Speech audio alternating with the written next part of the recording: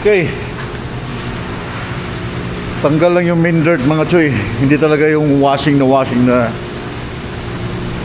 Wala na akong time eh. Kailangan ko pang mag-drive ng ulan no. Wala stick. Yeah. Tanggal lang yung main dirt niya.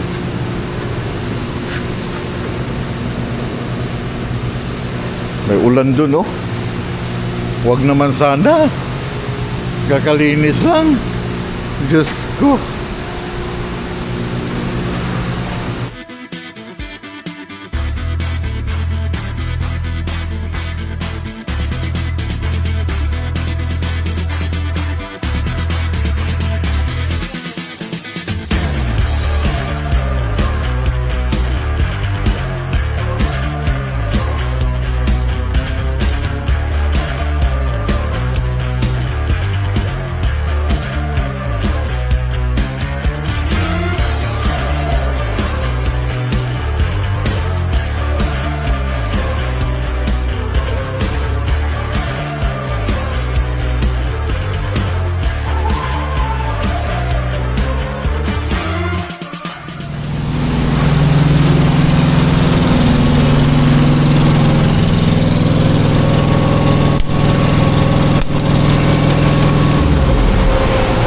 Okay guys, mamaya ko explain bakit nawala yung lumber na instead na magkarga kami ng lumber papuntang South Dakota. Mamaya ko na lang explain. Nandito ako sa Yorkton ngayon para maghugas ng truck dahil last na pinuntahan ko ang the largest truck stop ng Blow Beacon. It's under renovation, so hindi nahugasan ng truck. Sobrang dumi na, kaya ang babalik ulit ng Amerika na ganito ang hitsura ng truck ng Q-Line. So meron kaming car dito, Q-Line Trucking.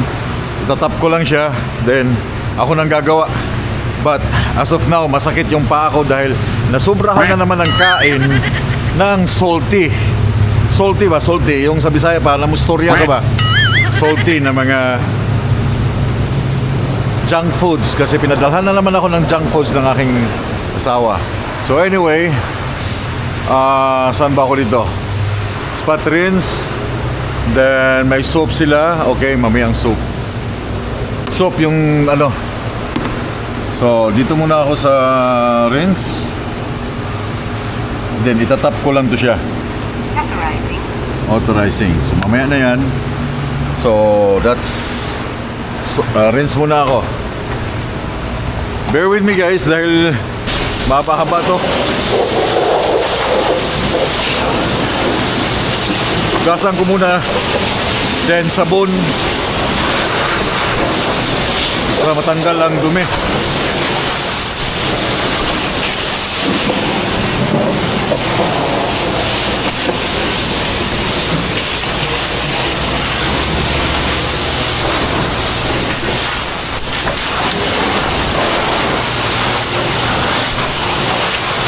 Yung trailer, hindi ko na sasabunin yan.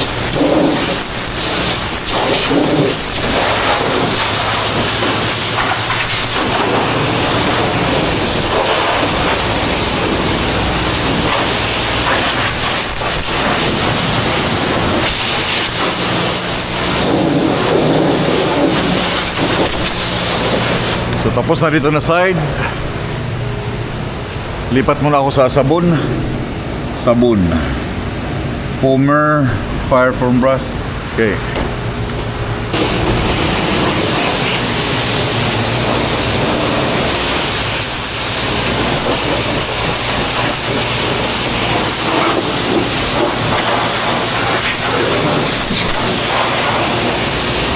Saan ang sabon?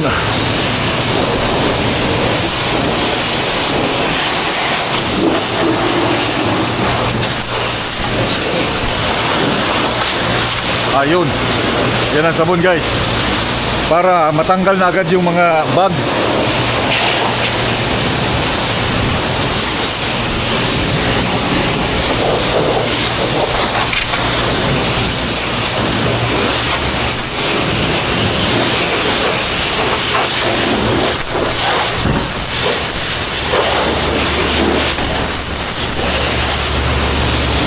Okay.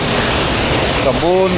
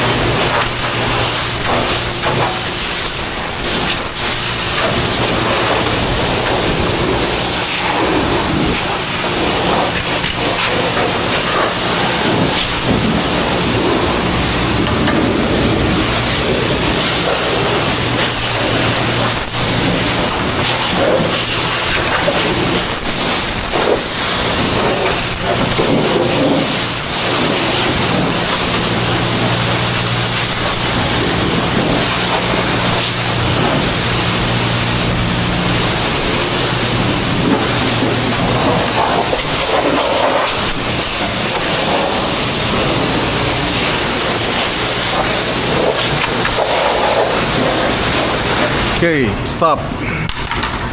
Then you have to stop. Ano ba? Ano bang stop nito? Okay, yan ang stop. $7. So ngayon, that's $7. Hanap ako ng brush.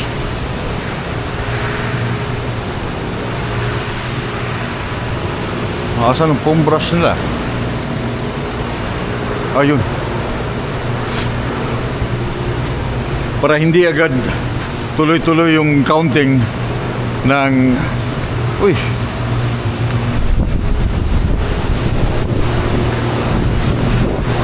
Counting ng machine. Ah, foam brush pala to. Yun, no?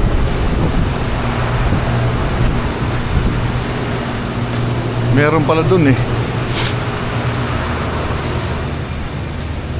So isang side mo na. Yan ang foam brush.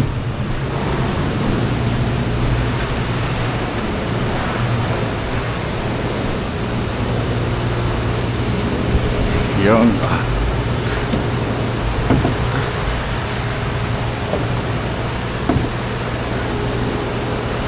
Foam brush man to, men. Kaya lang, on ko lang kasi wala siyang ano eh.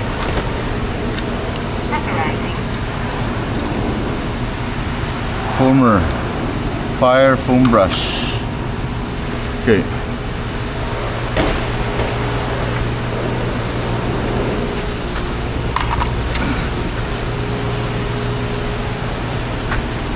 Foamer. Fire foam brush.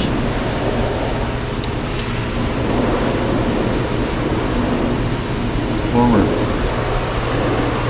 I don't know. Bakit ayaw?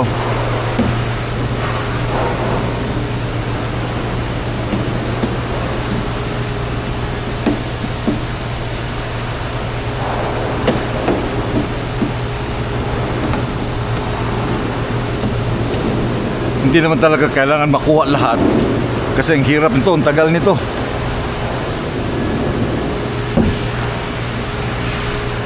Bakit ayaw ang foamer? Soap. Bug remover.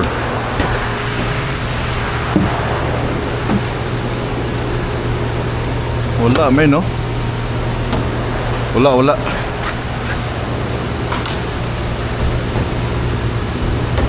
I don't know. Walang lumalabas eh. Yeah.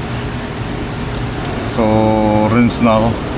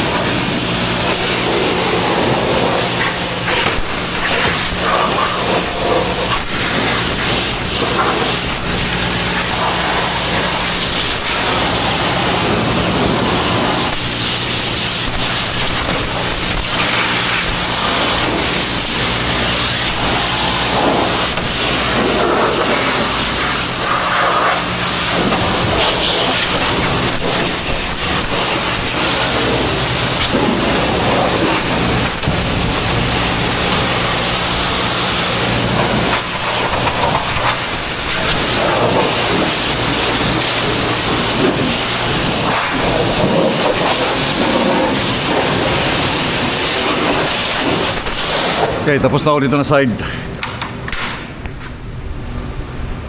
Okay, nandito pala sa kabila. Hindi doon. Nasa kabila pala ang sabon, ang brush. So nilagyan ko na siya ng sabon. I mean, yeah.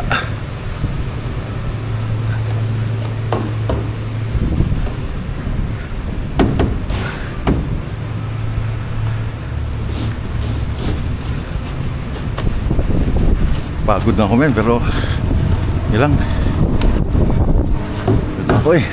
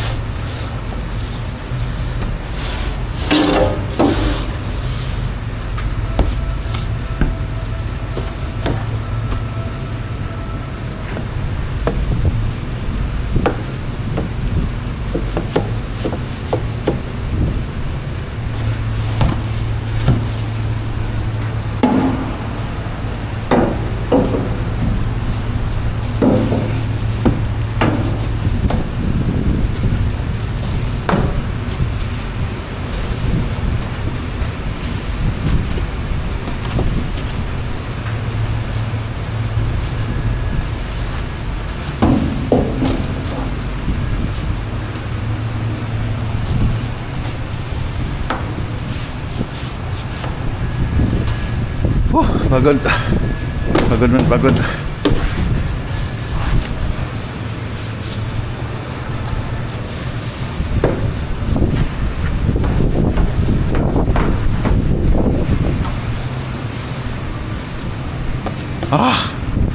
Pagod.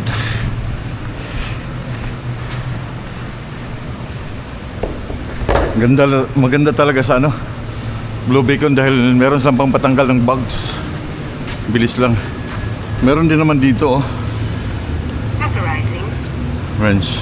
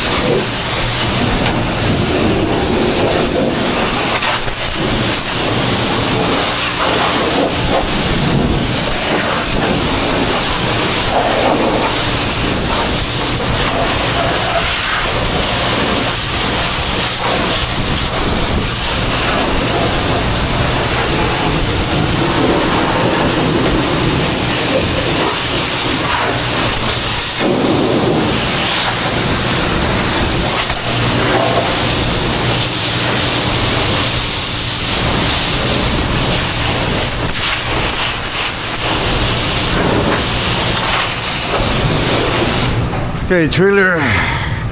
Ito na.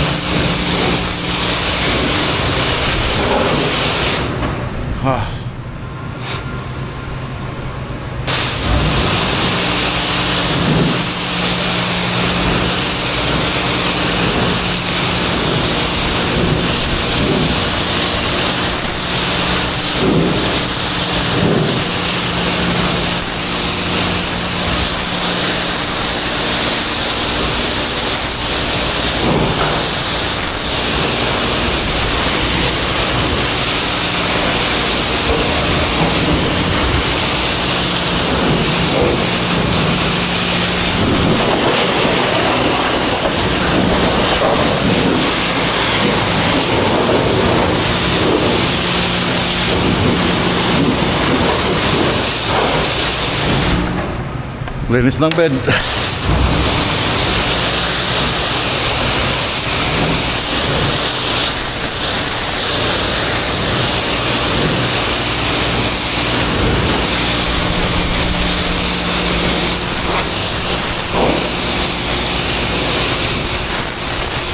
Ito yung mark na yan. Yan yung mark sa gulong nung kinarga ko papuntang British Columbia. Akala ko hindi na siya matatanggal. Yan o.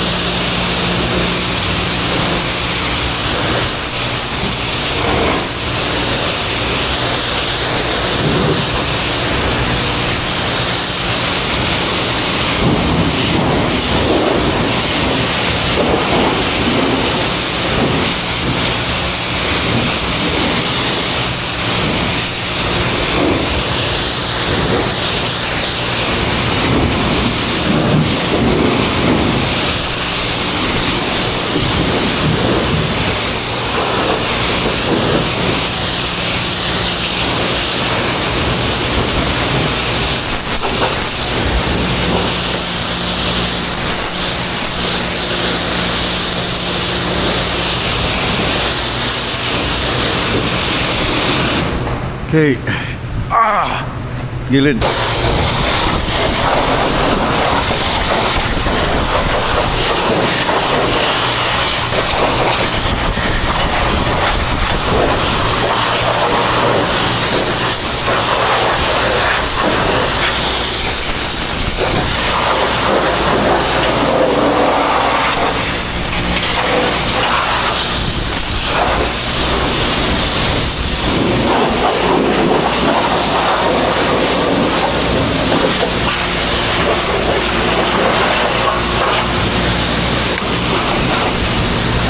Okay. Una, likod man. Sakit na yung paa man. Lipat ako doon sa kabila. Same lang siya. Wrench. Kasi hindi siya magkaparehas yung sa unahan, doon lang yung sa front. Ito yung sa trailer, kaya hinihingi nila. Once mag-login ka, hinihingi nila yung trailer number mo. So, nasa ng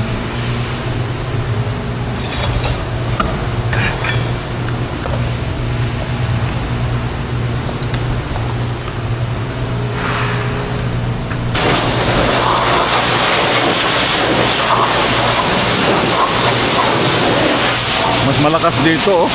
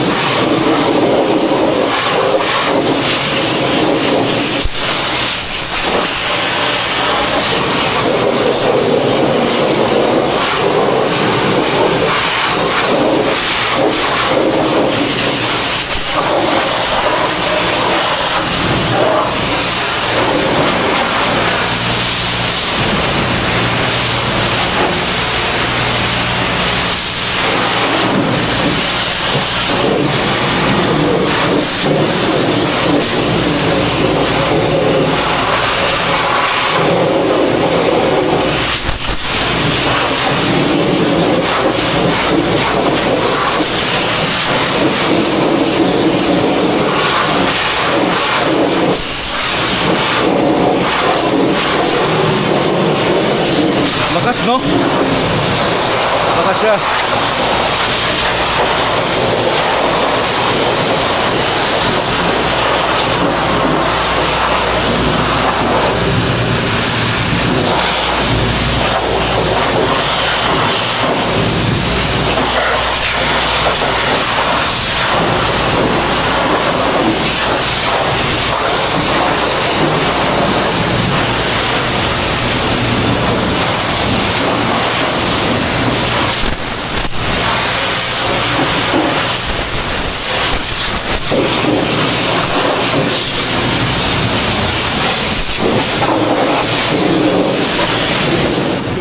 trailer. Tapos na. Dito na lang, isa pa. Authorizing. Yeah. Kasi after mong malinis, tsaka lalabas yung mga dumi. Mga pag wala ng tubig ba? No? Pero pag basa pa siya,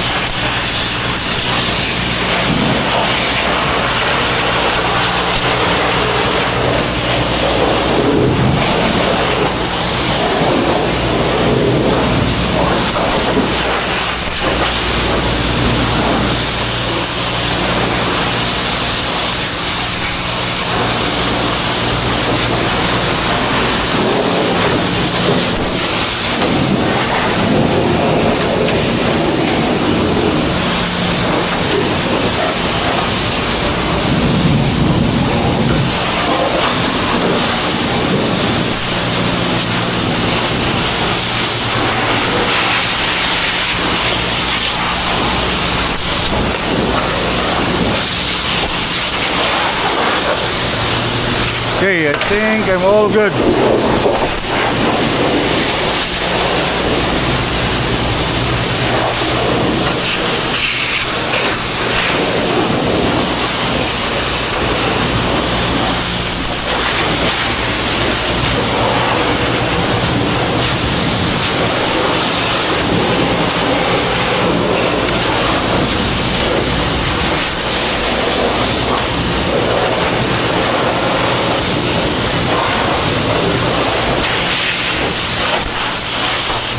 Okay, good na yan.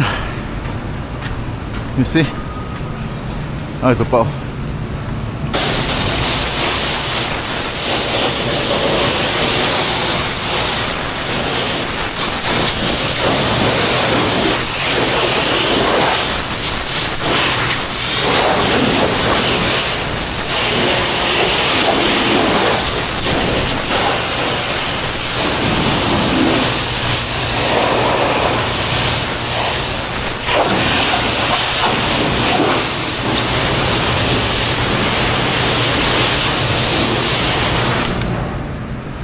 Kabila. Sinsa na mga choy. Tagal lang ha. Paika-ika ko to sa. Okay, malinis na eh. Isa pa.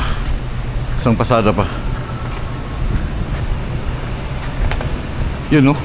Tignan mo pag natuyo na.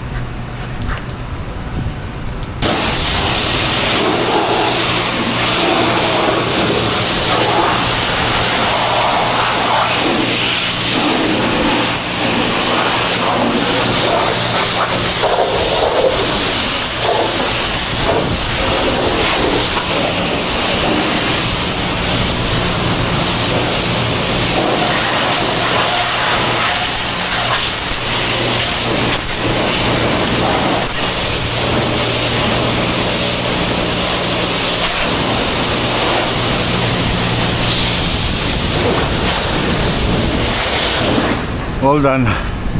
Thank you. Whew. Okay. Tanggal lang yung main dirt mga choy. Hindi talaga yung washing na wala na akong time eh. Kailangan ko pang mag-drive ng uish, ulan no.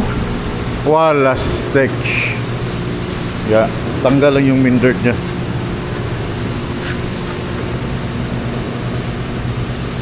May ulan dun no. Huwag naman sana. Kakalinis lang. Diyos ko. Sakit ang paa. Thank you. How much in total?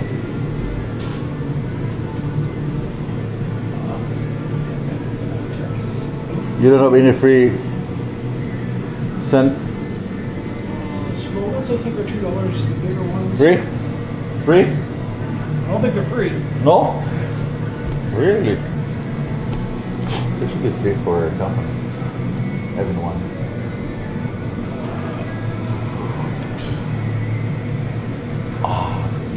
Oh, that's it. Ones are. Oh, you're gonna charge it? Oh no, I'm just gonna look up the price. 306. 306? Never mind.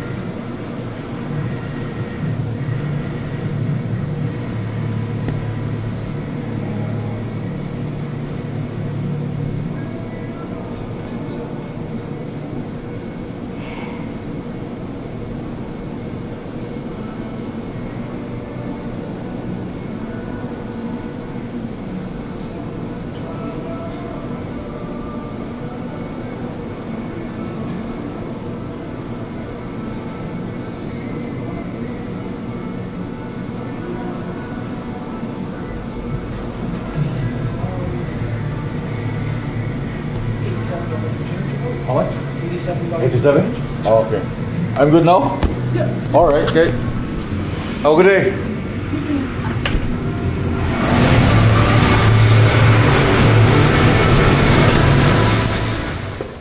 Okay. Yung reason bakit nag-drive ako na wala akong bitbit ngayon. Di ba, nandun kami sa lumber, puntang South Dakota. Kasi kaninang umaga, tapos na ako dito. Kaninang umaga, nag-start na mag-load.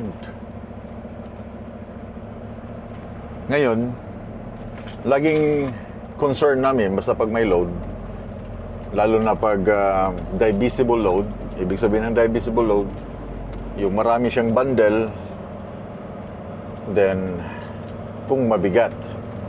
Ngayon, nang maluda na 16 bundles ng lumber, mabigat nga, umabot ako ng 95,000. So tatlo kaming truck driver na nandun.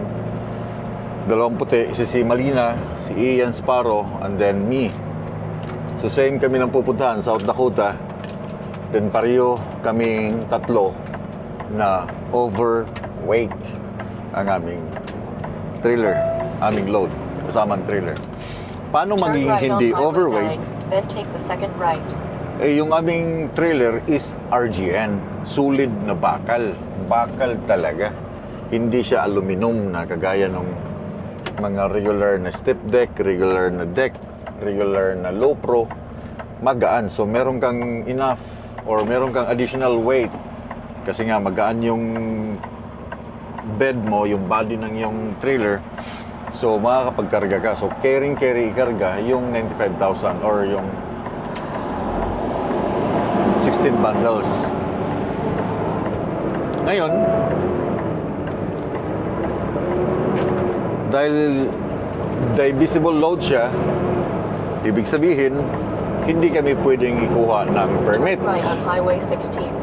Nagets nyo? Na-explain ko na to before na pag divisible load, marami siyang stacks or pallets or whatsoever na marami, hindi siya buo na overweight siya as isang buong machine. Ang tawag doon sa maraming file of bags or whatsoever, ang tawag doon ay divisible load. So hindi siya pwedeng kunan ng overweight permit. Kasi ang magiging ano doon, bakit ikukuha mo ng overweight permit? Kung pwede naman siyang bawasan yung bundle para ma-reach namin yung weight na maximum sa Amerika. So ngayon, ayaw pumayag yung Edgewood Forest Lumber na magbawas kami. Bawasan ng over kami ng Continue on Highway 16. 1,700 pounds sa drive, 1,008 sa trailer. So ayaw pumayag na magbawas kami ng lumber o yung dalawang lumber, no? I mean yung tawag doon.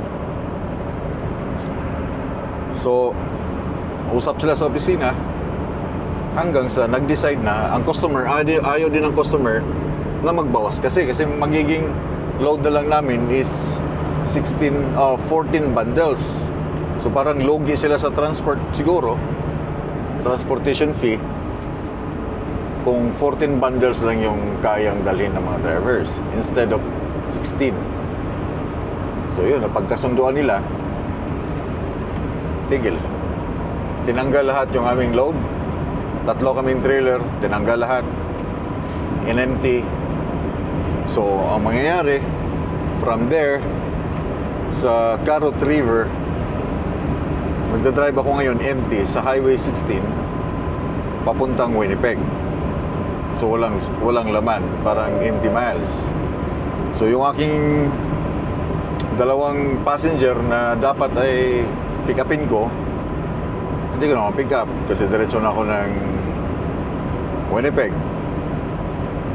Oh, I think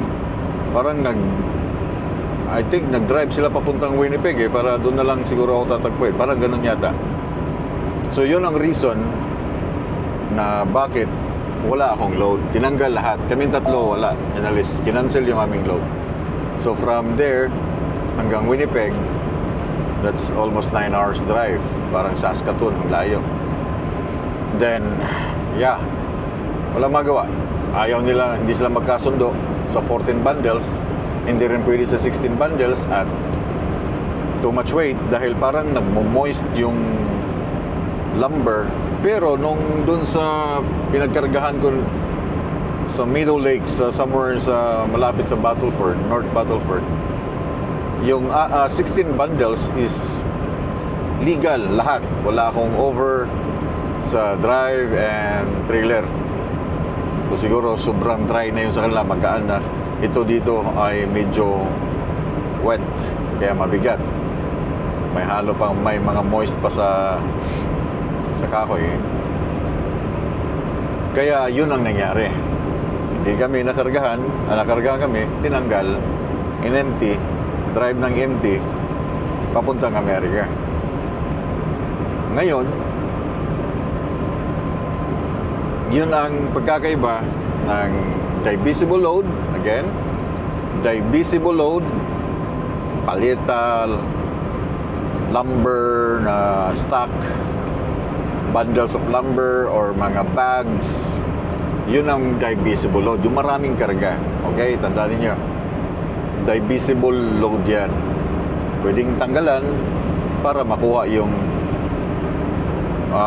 weight na kailangan mo. Non-divisible load, yun yung isang equipment kasamang gulong or walang gulong, basta buong equipment. Kung overweight siya, meron siyang permit. Kasi nga, example na over yung gulong dahil meron siyang additional na gulong, kasama yun sa equipment. Buo yun. I mean, isang bundle na yon, no? Hindi siya pwedeng tanggalan. But yung gender na kinakarga namin, mga galing factory, walang gulong. So, pero overweight pa rin kami. How much more if meron siyang gulong, mas lalong overweight, no? So, non-divisible load, yung mga equipment, isang buong equipment, non-divisible load, yung isang buong equipment, and divisible load, yung maraming bags, bundles, palita. Yun ang hindi pwedeng permitan ng overweight. Yung non-divisible, yun ang pwedeng kunan ng permit na overweight. Ang nangyari sa aking paa, nasobrahan ako ng kain ng uwishi na binili ng aking asawa, chicheria. Binanatan ko kahapon habang nagdadrive ako all the way hanggang Carrot River. Kain ako ng kain, maalat. Nakalimutan ko rin bumira ng tubig. So nagtaka ako kayo ng umaga, paggising ko, bakit parang nananakit na yung kaliwa ko na naman pa? Yun na, yung alat. Sakit na naman siyang ilakad. Nawala na to, okay na tong lakad ko. Asawa ko, bakit mo ako binilhan ng chicheria? Ha? Ngayon, sumasakit na naman yung aking paa.